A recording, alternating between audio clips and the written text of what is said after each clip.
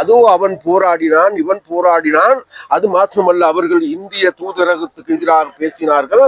அவர்கள் இன்னொருடைய ஆக்கள், இவர்கள் இன்னுடைய கைகூலிகள் என்று கூறினார்களே தவிர, அவ்வாறு இங்க இருக்கின்ற மக்களை சுயமாக எழுந்தின்று போராடிய மக்களை காட்டி கொடுத்தார்களை தவிர வேறு எதுவும் கிடையாது.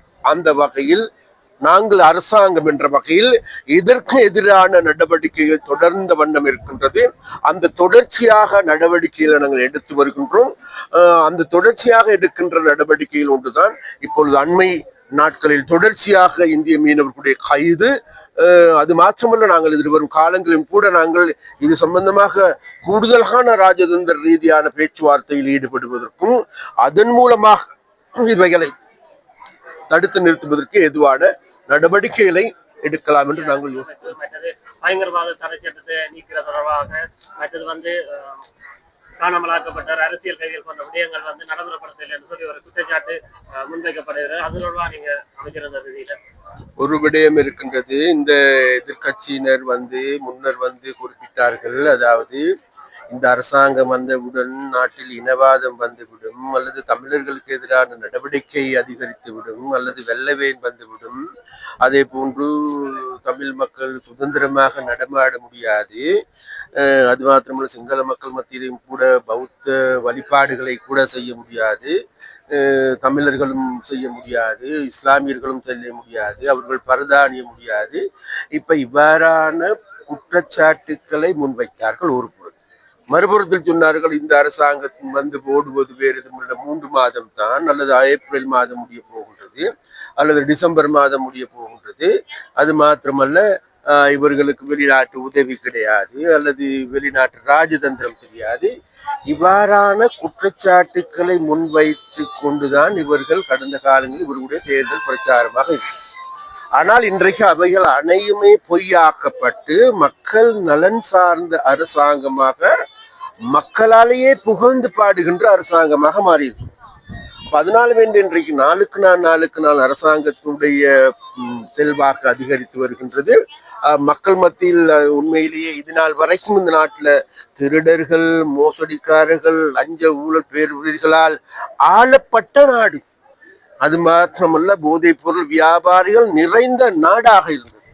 இப்பொழுதும் கூடும் எங்களுக்கு எல்லோருக்குமே தெரியும். ஏன்னா தமிழரசு கட்சியில் இருக்கின்ற நபர்கள் இன்றைக்கு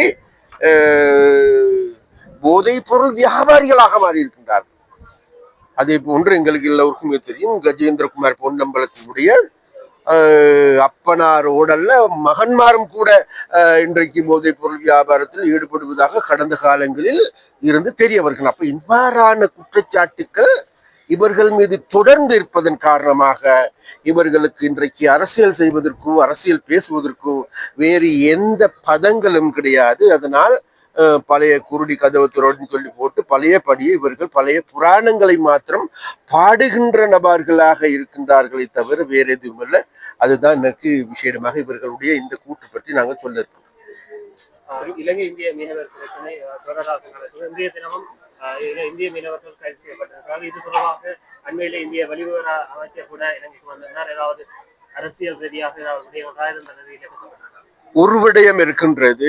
இன்னைக்கு உங்களுக்கு எல்லோருக்குமே தெரியும், அதாவது இந்த ஜெய்சங்கர் அவர்கள் வெளிவிவகார அமைச்சர் இலங்கைக்கு வந்த போது நமது தமிழ் கட்சிகள் எல்லாமே சென்று சந்தித்தார்கள், கையிலாக கொடுத்தார்கள், கட்டி அணைத்து கொண்டார்கள்.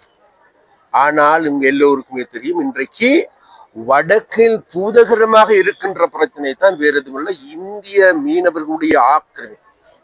அவர்களுடைய ஆக்கிரமிப்பு என்பது வேறு எதுவுமில்லை, எங்களுடைய மீனவர்கள் தலையில் இடியை வீழ்த்துகின்ற, அவர்களுடைய வாழ்க்கையை நாசமாக்குகின்ற, அவர்களுடைய வாழ்வாதாரத்தை கேள்விக்குறியாக்குகின்ற வேலையை செய்கின்றார்கள் இந்திய மீனவர்கள்.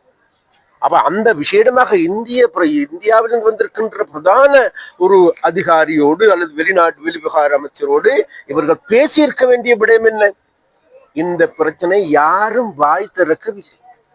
அது மாத்திரமல்ல, மக்கள் தாங்களுடைய எதிர்ப்பினை தெரிவிக்கின்ற பொழுது மக்கள் தங்களுடைய உள்ள குமுறல்களை வெளிப்படுத்தி ஆர்ப்பாட்டங்கள் போராட்டங்களை செய்து அந்த போராட்டத்தின் மூலமாவது எங்களுடைய இந்திய மீனவர்களுடைய வருகை தடுக்க முடியுமா என்ற முயற்சிகளை மேற்கொள்கின்ற பொழுது ஜெயசங்கரிடம் சென்று எங்களுடைய தமிழ் கட்சிகள் கோல் சொல்லுகின்றார்கள். அதோ அவன் போராடினான், இவன் போராடினான். அது மாத்திரமல்ல, அவர்கள் இந்திய தூதரகத்துக்கு எதிராக பேசினார்கள். அவர்கள் இன்னொருடைய ஆக்கள், இவர்கள் இன்னுடைய கைகூலிகள் என்று கூறினார்களே தவிர, அவ்வாறு இங்க இருக்கின்ற மக்களை சுயமாக எழுந்தின்று போராடிய மக்களை காட்டி கொடுத்தார்களை தவிர வேறு எதுவும் கிடையாது.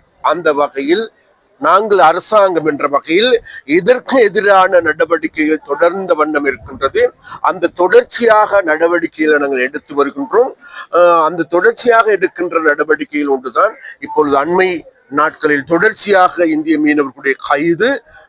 அது மாற்றமல்ல, நாங்கள் எதிர்வரும் காலங்களிலும் கூட நாங்கள் இது சம்பந்தமாக கூடுதலான ராஜதந்திர ரீதியான பேச்சுவார்த்தையில் ஈடுபடுவதற்கும் அதன் மூலமாக இவைகளை தடுத்து நிறுத்துவதற்கு எதுவான நடவடிக்கைகளை எடுக்கலாம் என்று நாங்கள் யோசித்து வருகிறோம். கிளிநொச்சியில் கடற்படை அமைச்சர் ராமலிங்கம் சந்திரசேகர் ஊடகங்களின் கேள்விகளுக்கு பதிலளித்தார்.